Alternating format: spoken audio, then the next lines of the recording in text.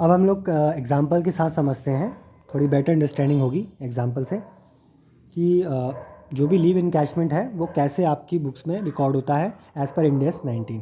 ठीक है, तो सबसे पहले एग्जाम्पल ले लेते हैं हम। एग्जाम्पल है हमारा यहाँ पर मिस्टर एक्स का। मिस्टर एक्स जो है एक एम्प्लॉई है XYZ लिमिटेड, यानी कंपनी के एम्प्लॉई हैं वो। ठीक है, कंपनी के एम्प्लॉई हैं XYZ। एनुअल सैलरी उनकी 30 लाख रुपीज़ है। नंबर ऑफ़ वर्किंग डेज 300 हैं। ठीक है, 300 नंबर ऑफ़ वर्किंग डेज है, यानी ऑब्वियसली जिसमें से हमने संडेज़ को एक्सक्लूड कर दिया। 52 संडे होते हैं, आई थिंक 52 या 52 के अराउंड संडेज़ होते हैं। तो on an average 300 days working है। ये वो हमें एग्जाम्पल में गिवन है चीज़ें।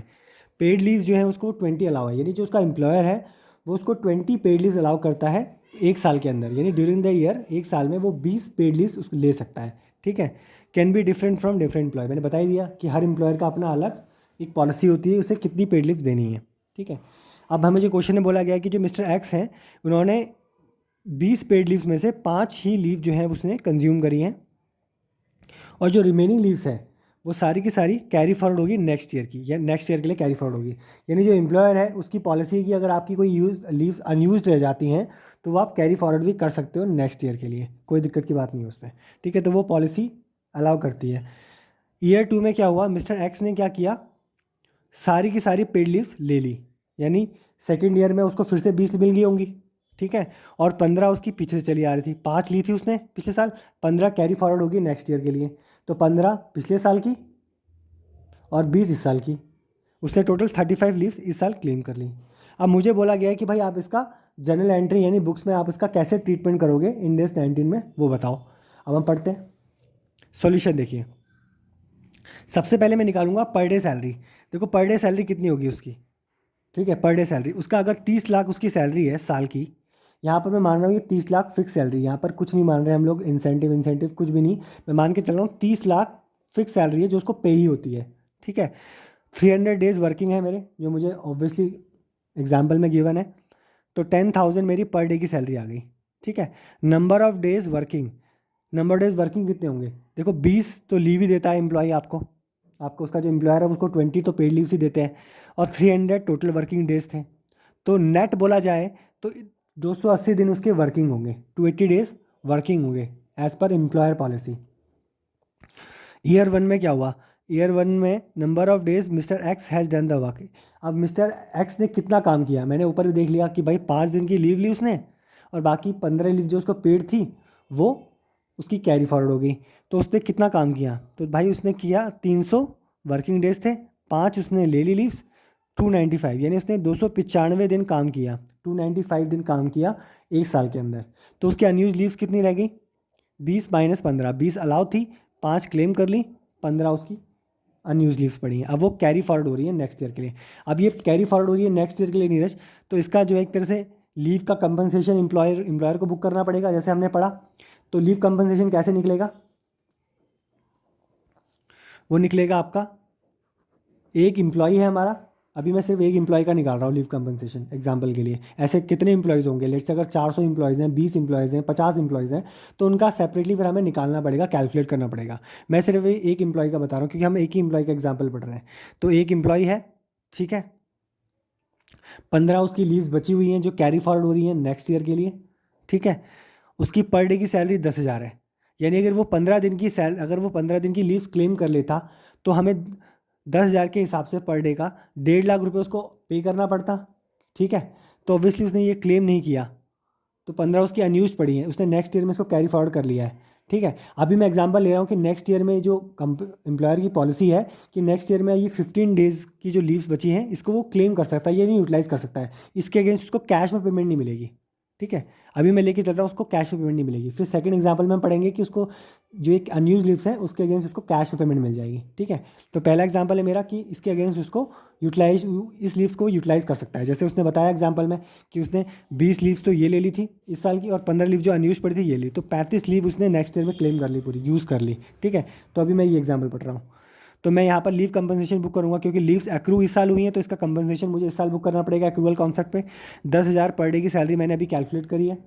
15 दिन की अनयूज लीव्स पड़ी हैं और नंबर ऑफ एम्प्लॉय यानी एक, यानी मिस्टर एक्स ही है। तो 1.5 लाख रुपए का कंपनसेशन यहाँ पर लीव का बुक करना पड़ेगा किसको, एम्प्लॉयर को अपने बुक्स में। तो वो जनरल एंट्री क्या पास करेगा, वो पास करेगा salary account debit to bank account 30 lakh, ठीक है। क्योंकि देखो 5 लीव तो ली थी, वो पेड ही थी, तो वैसे उसको सैलरी तो पूरी मिलेगी, है ना। तो 30 लाख की तो सैलरी पे कर देगा वो, ठीक है। सेकंड, लीव कंपनसेशन बुक करेगा 1.5 लाख का, क्योंकि 15 डेज़ की सैलरी, 15 डेज़ का जो अनयूज लीव्स हैं वो कैरी फॉर्ड हुई है नेक्स्ट ईयर के लिए, तो अनयूज पड़ी हैं, तो ऑब्वियसली ये एक तरह से एम्प्लॉयर का तो खर्चा ही है ना, तो उसको तो अपना कंपनसेशन बुक करना ही पड़ेगा, यानी वो एम्प्लॉई आने वाले सालों में उसको ये तो क्लेम ही करेगा, ठीक है। तो मुझे पे तो करना ही पड़ेगा ना, तो इसलिए खर्चा वो किस साल का है, इस साल का है, तो जिस साल एक्रू हुआ है उस साल में बुक होगा। अब चाहे इसका जो पेमेंट है वो नेक्स्ट ईयर में करना पड़ेगा, या तो आप सैलरी के थ्रू पेमेंट करोगे या आप उसको लीव इनकैशमेंट के थ्रू पेमेंट करोगे, बस खर्चा तो इस साल का है ना, क्योंकि इस साल एक्रू हुई है वो 15 डेज़ की जो अनयूज लीव्स हैं। तो खर्चा आप लीव कंपनसेशन बुक कर दो 1.5 लाख का, जो मैंने यहाँ से कैलकुलेट किया है, to provision for leave encashment, ठीक है। तो ये आपने 2 एंट्री बुक कर दी हैं, ठीक है। अब आ जाते हैं ईयर 2 में। जब हम ईयर 2 में पहुँचेंगे तो मुझे एग्जांपल में दिया हुआ था कि ईयर 2 में मिस्टर एक्स ने क्या किया, सारी पेड लीव्स क्लेम कर ली, यानी 20 तो करंट ईयर की और 15 जो उसको पीछे सालों से आ रही थी, तो टोटल 35 लीव्स उसने क्लेम कर ली। तो एग्जांपल पढ़ते हैं। ईयर 2 में क्या हुआ, number of days mister X has done the work, mister X ने कितना काम किया नेक्स्ट ईयर में, 300 तो वर्किंग डेज है जैसा हमें एग्जांपल में गिवन है, और इस साल उसने 35 लीव ले ली, 20 + 15, तो टोटल 265 डेज़ का उसने काम किया, 265 दिन उसने काम किया। अनयूज लीव्स कितनी बची उसकी इस साल, 35, उसके पास अनयूज लीव्स थी 35 की 35 क्लेम कर ली, यानी 20 करंट की 15 पिछले साल की, यानी पूरी 35 क्लेम कर ली, तो अनयूज तो कुछ बची नहीं, तो इस साल कोई कंपनसेशन बुक होगा ही नहीं है, ठीक है। तो अब एंट्री क्या पास करेंगे, अब एंट्री देखो, एंट्री पास होगी, देखो salary debit, provision for leave encashment debit या leave compensation debit, sorry encashment नहीं, लीव कंपनसेशन होगा, ठीक है। Provision for leave in compensation debit to bank. अब ये एंट्री कैसे हुई वो समझ लेते हैं। देखो उसने कितना काम किया, 265 डेज उसने काम किया है, ठीक है। तो देखा जाए तो उसको 20 तो अलाउ ही थी, 20 डेज तो उसको अलाउ ही था पेड लीव इस साल में, 15 उसने और क्लेम कर ली, ठीक है। तो ये जो 15 डेज़ की लीव्स पर 15 डेज़ की जो उसने और क्लेम कर ली, इसके अगेंस्ट उसने ऑलरेडी प्रोविजन बुक्स में हमने बनाया हुआ है, leave compensation to provision for leave compensation, तो ये तो मैं डेबिट कर दूंगा, provision for leave compensation debit 1.5 lakh से, और जो सैलरी होगी वो कितनी होगी, वो 28,50,000। कैसे, 30 लाख की टोटल सैलरी थी, ठीक है, 30 लाख की टोटल सैलरी थी, 1.5 लाख तो उसने कंज्यूम कर, 15 डेज़ की तो उसने लीव पिछले साल की अब क्लेम कर ली है, तो 30 में से 1.5 लाख तो कंज्यूम ही कर लिया उसने पिछले साल की लीव, जिसके अगेंस्ट मैंने ऑलरेडी प्रोविजन बुक्स में बनाया हुआ था, ठीक है। तो वो मैंने डेबिट कर दिया, तो सैलरी कितने से बुक होगी, तो वो बुक होगी 28,50,000 से, ठीक है। और कैश में पेमेंट टू बैंक, सैलरी तो 30 लाख की पे होगी, ऑब्वियस सी बात है 30 लाख का, क्योंकि उसने ये जो लीव्स हैं ये उसने यूज़ करी हैं, ना कि उसने एनकैशमेंट लिया है, ठीक है। तो उसने पूरी 35 की 35 लीव ले ली है, 20 तो अलाउड ही थी, तो 20 तो भाई पूरा का पूरा पेड लीव थी इस साल, और 15 जो थी वो पिछले साल की थी, तो पिछले साल की जो 15 थी उसको तो मैं सैलरी से डेबिट नहीं कर सकता ना, उसके लिए तो मैंने ऑलरेडी लीव कंपनसेशन का प्रोविज़न बनाया हुआ है, तो वो मैं leave provision for leave compensation debit करूँगा 1.5 लाख से, और जो बैलेंस सैलरी बचेगी वो 28,50 सैलरी में डेबिट कर दूंगा, और पेमेंट कितनी होगी, 30 लाख, पूरी पूरी सैलरी पे हो जाएगी उसको, ठीक है। तो ये तो एग्जाम्पल हो गया इसका। अब पढ़ते हैं सेकेंड एग्जाम्पल, जब उसको नेक्स्ट ईयर में एग्जाम्पल सेम रहेगा, in this case employ will take cash payment against unused carried leaves, ठीक है। जो भी अनयूज्ड कैरिड लीव्स हैं उसके अगेंस्ट वो कैश में पेमेंट ले लेगा, जिसको हम कहते हैं लीव एनकैशमेंट, ठीक है। अब हुआ क्या, उसने क्या किया, इस साल 20 लीव ले ली, और जो 15 लीव थी ये उसने क्लेम नहीं करी, उसके अगेंस्ट उसने कैश में पेमेंट लेना चाहता है वो कहता है भाई मैं ले नहीं रहा इसको, इन लीव्स को, आप इसके अगेंस्ट मुझे कैश में पेमेंट कर दो, क्योंकि एम्प्लॉयर की जो पॉलिसी है वो क्या है कि नेक्स्ट ईयर जो भी आपकी अनयूज कैरी लीव्स होंगी पिछले साल की, उसके अगेंस्ट आपको कैश मिल जाएगा, आप इसको यूज़ नहीं कर सकते, इसके अगेंस्ट आपको कैश मिल जाएगा। तो 20 तो उसने क्लेम ही कर ली, ठीक है। तो उसके लिए तो सैलरी डेबिट टू बैंक, पूरा का पूरा उसको सैलरी पे होगी, पेड लीव थी वो सारी की सारी 20 लीव, और जो 15 दिन की लीव्स जो हैं जो उसने क्लेम नहीं करी उसके अगेंस्ट उसको कैश पेमेंट मिल जाएगा। तो एडिशनल उसको provision for leave compensation 1.5 lakh to bank, यानी उसको टोटल 30 लाख का तो सैलरी का पेमेंट होगा और 1.5 लाख उसको लीव एनकैशमेंट पेमेंट होगा। जो उसने लीव्स नहीं क्लेम करी उसके अगेंस्ट उसने कैश में पेमेंट ले लिया, ठीक है।